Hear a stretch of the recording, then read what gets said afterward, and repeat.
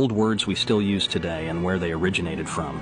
During the Victorian times, the lowest form of accommodation you could pay for was access to a rope to hang over so that you wouldn't have to sleep on the floor.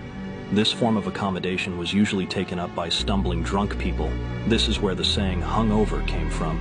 Also in the Victorian era, a landowner named Captain Charles Boycott tried to evict poor tenant farmers from the houses they were living in.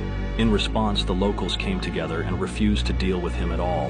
No labor, no service, nothing. The newspapers picked up on this story, and soon, to boycott someone meant to cut them off completely.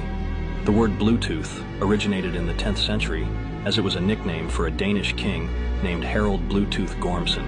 He united Denmark and Norway, just as Bluetooth unites devices. The crazy thing is, the Bluetooth logo combines old Nordic letters representing H and B.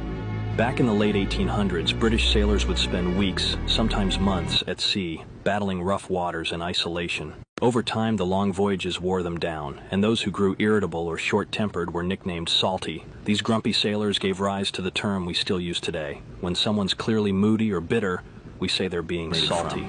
During the Victorian times, thieves in London came up with a new tactic to make it easier to rob people of their belongings. One thief would grab the victim's leg while the other stole from them.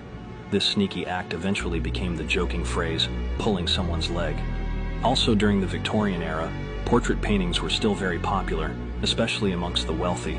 But working-class people would often save up their money to get one. It was cheaper to be drawn just from the shoulders up. The more limbs you wanted to be painted, the more the artist would charge you. So requesting your arms and legs to be drawn quite literally cost you an arm and a leg. In the year 1801, when the British Empire was fighting against Napoleon and the French, an admiral named Admiral Nelson was ordered to retreat, but instead he raised his telescope to his blind eye and said he didn't see the signal and carried on fighting.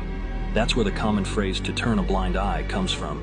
Back when ships got trapped in frozen seas when delivering cargo to ports, the port would send men out with axes, hammers, even explosives, just to smash a path through solid ice before everyone on board froze to death. And that's where we get the phrase "break the ice."